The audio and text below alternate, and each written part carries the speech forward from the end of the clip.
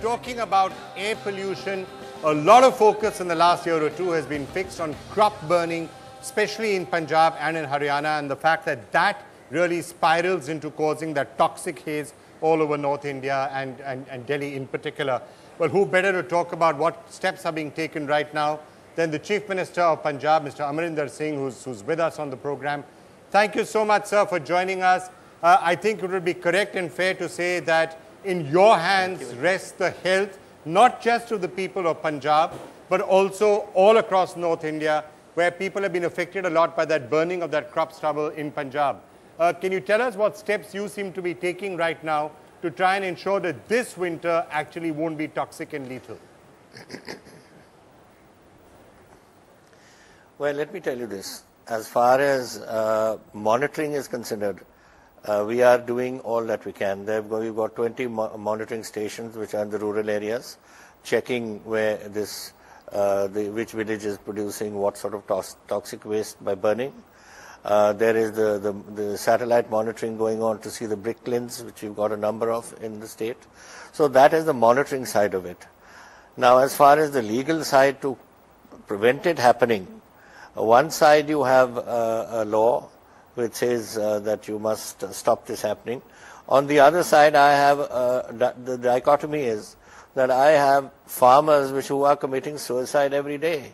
Every day I have one person going because they can't make two ends meet. And we've asked Government of India that you at least give us a bonus on the per quintal produced, which could be given to the farmers so that they can use that extra effort into digging out the paddy waste, and they don't have to then burn it. But we are not getting any help from there. On our own, Punjab is not in a position to do it. So if we have to implement it, and we have to go, I mean, the farmers have just been on strike. They've been sitting on railway lines and everywhere and said that we don't care about these laws, we are going to go ahead. That means confrontation with the government. We don't want that either, because the farmer in any case is having a major problem.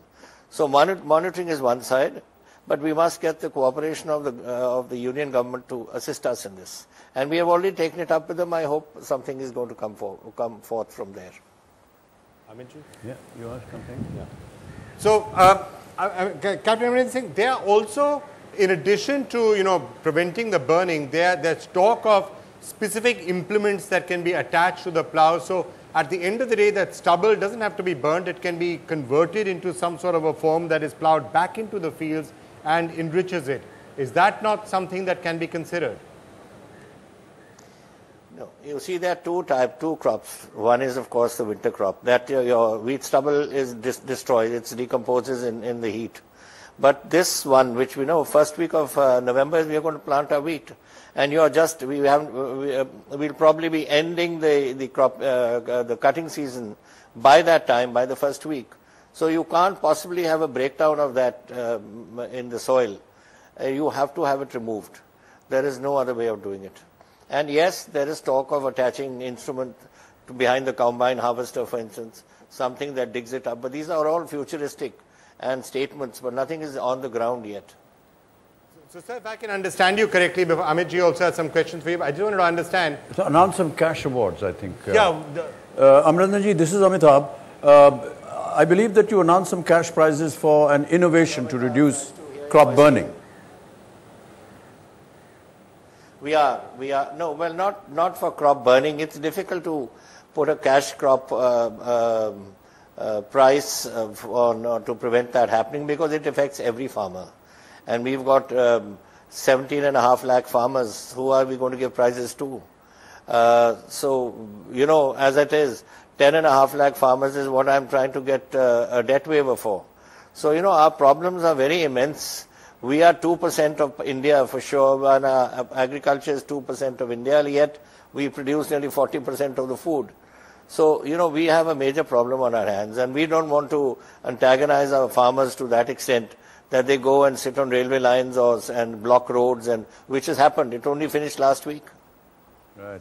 So Amrinderji, we've come to know that, of course, Mohali is now on open defecation-free zone.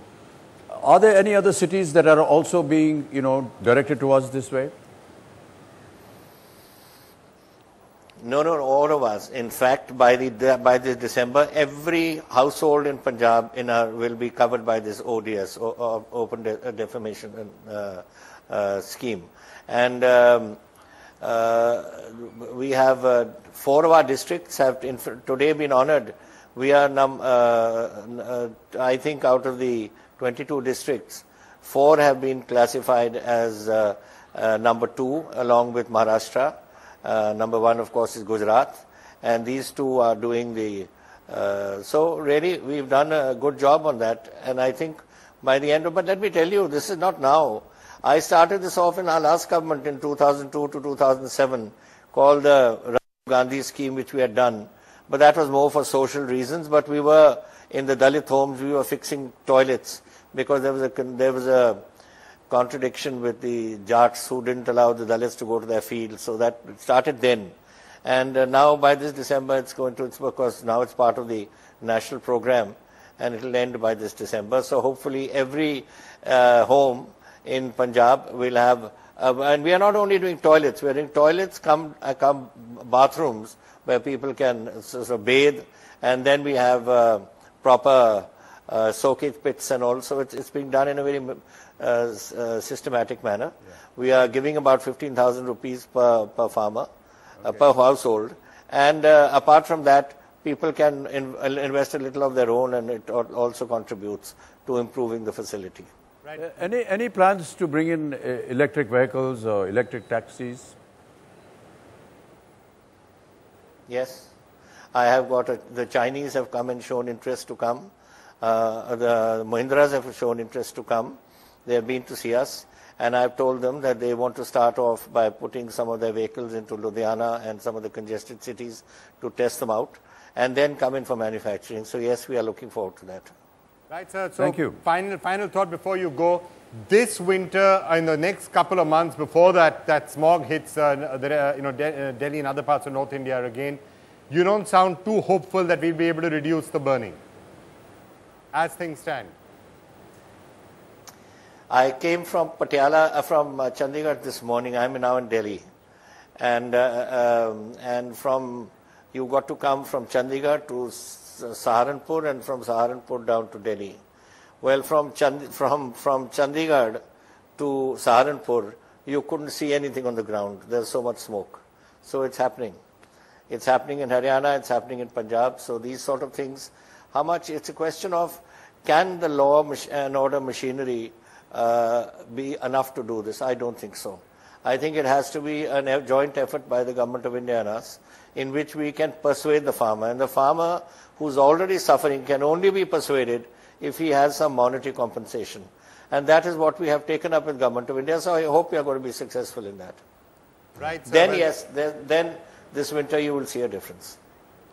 Right, sir. Well, thanks a lot for joining us. If you would like to stay on with us for a couple of minutes, we are going across to Kishangarh in Punjab, where our reporter Zafar is with farmers out there. In case, if you have time, so you might want to hear what they are saying, and maybe we can get a reaction from you. Zafar, what are you hearing there from the farmers?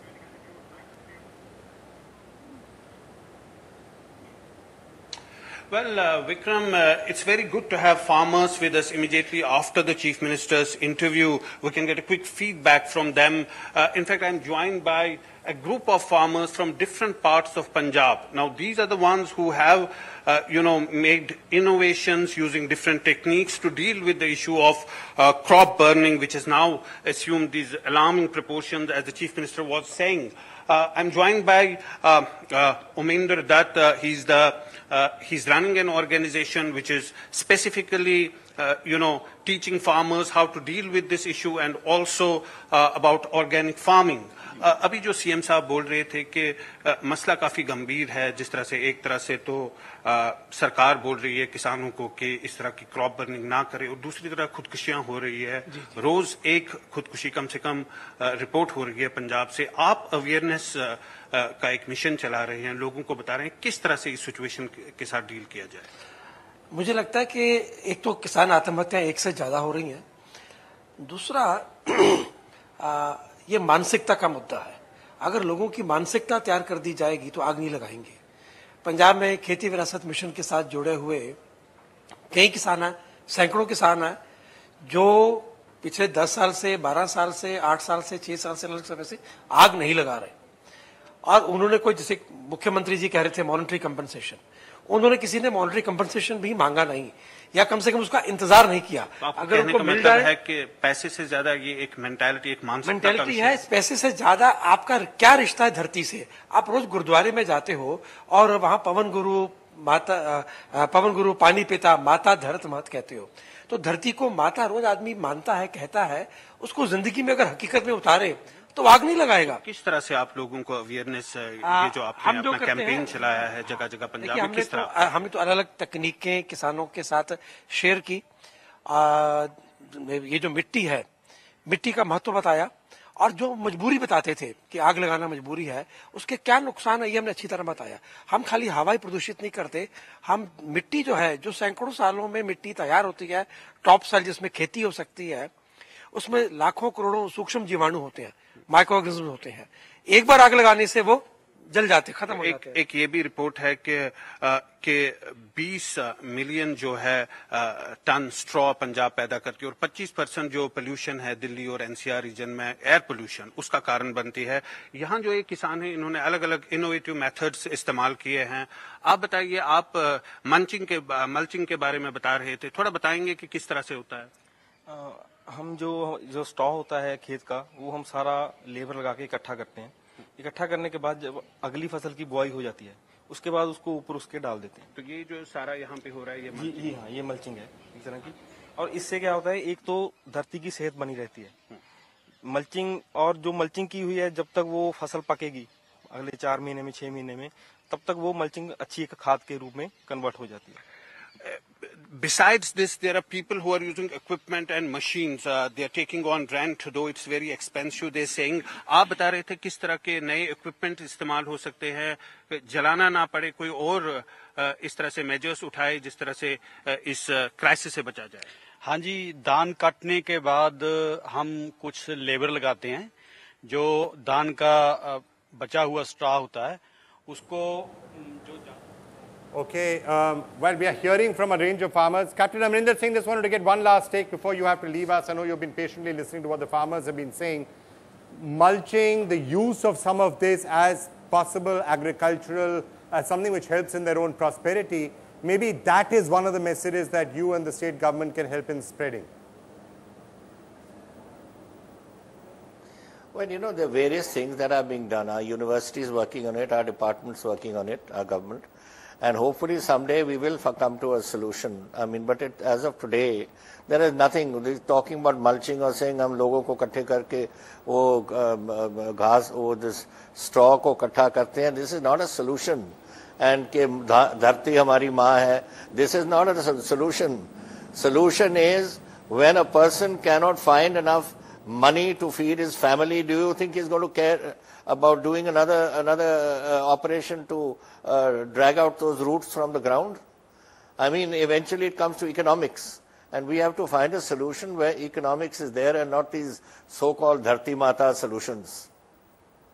All right, Captain Amarinder Singh, being very direct and candid as to what you think the real issues on the ground are. Thank you so much for joining us, and let's hope that working with the union government, you can find a solution, because the health of a lot of people in North India actually really does depend crucially on it. Thank you so much, sir, for having joined us on this show.